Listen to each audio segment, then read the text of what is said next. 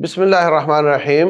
رمضان کی آمد ہے اور شعبان شروع ہو چکا ہے، تو ہمیں رمضان المبارک کے لیے ذہنی طور پر بھی، جسمانی طور پر بھی، مالی طور پر بھی اپنے آپ کو تیار کرنا چاہیے۔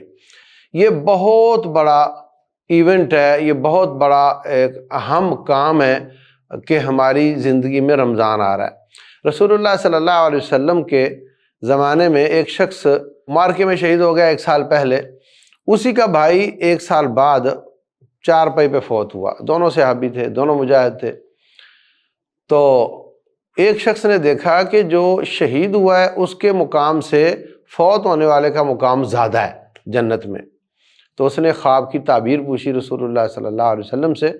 آپ نے یہ نہیں فرمایا کہ خواب کا کیا ہوتا ہے، خواب تو ایسے آ جاتے ہیں، نہیں، فرمایا کہ جو 1 سال لیٹ فوت ہوا ہے اس کے 1 سال میں رمضان آیا اور اس نے اس کا حق ادا کیا، اور اس وجہ سے اللہ نے اس کا درجہ بلند کر دیا۔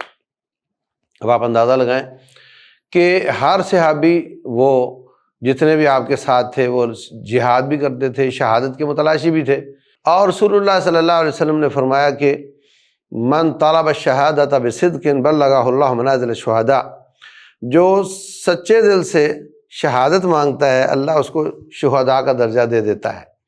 تو یہ جو 1 سال بعد فوت ہوئے، ان کو انشاءاللہ رب نے اس کی سچی طلب کی وجہ سے اور کوشش کی وجہ سے شہادت کا مرتبہ دیا، اور 1 سال کی نیکیاں اور اس میں آنے والا رمضان اور ان کی محنت، اس نے اس کا درجہ بلند کر دیا۔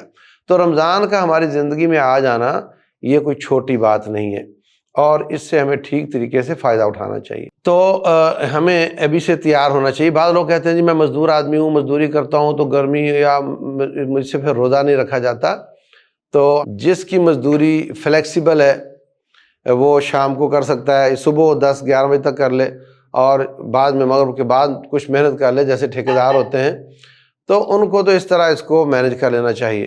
اور جس کو جو مجبور ہے ایک ہی وقت میں کام کرنے پر، پھر اس کو یا برداشت کرے، یا پھر وہ یہ کام کرے کہ سارا سال کچھ پیسے جمع کر کے اتنے جمع کر لے کہ جب رمضان آئے تو وہ آدھا دن کام کر لے اور باقی اپنے بچائے ہوئے پیسوں سے خرچ کر کے، لیکن رمضان کو نہ چھوڑے، روزے کو نہ چھوڑے۔ اس دن رمضان کے تمام دنوں میں روزے رکھنے اور راتوں کا قیام یعنی تراویح پڑھنا یہ بہت ضروری ہے۔ رسول اللہ صلی اللہ علیہ وسلم نے فرمایا من صام رمضان ایمانا واحتسابا غفر له ما تقدم من ذنبه، جو رمضان کے روزے رکھتا ہے ایمان اور اپنا محاسبہ کرتے ہوئے، اس کے بھی پچھلے سارے گناہ معاف ہو جاتے ہیں، اور جو رات کا قیام یعنی تہجد تراویح پڑھتا ہے وہ، اور ایک ہی چیز ہے یہ، اس کے بھی سارے گناہ معاف ہو جاتے ہیں۔ تو یہ دونوں کا اجر برابر بیان کیا آپ نے، اور فرمایا من صام یوما فی سبیل اللہ، جو اللہ کے راستے میں 1 دن کا روزہ رکھتا ہے، اللہ اس 1 روزے کی وجہ سے اس کے جسم کو 70 سال کی مسافت جہنم سے دور کر دیتا ہے۔ اور فرمایا کہ رمضان یہ جنت کا دروازہ ہے، باب الریان، اس سے وہ داخل ہوں گے جو روزے رکھتے تھے۔ تو ہمیں اس کے فضائل بہت زیادہ ہیں۔ ہمیں ذہنی طور پر بھی عزم پختہ کرنا چاہیے، اور مالی طور پر بھی اپنے آپ کو تیار کرنے کی کوشش کرنی چاہیے، اور جسمانی طور پر بھی، تاکہ ہم اس آنے والے بہت بڑے ایونٹ اور بہت بڑے مبارک مہینے سے ٹھیک فائدہ اٹھا سکیں۔ اللہ تبارک و تعالی سمجھنے اور عمل کرنے کی توفیق دے۔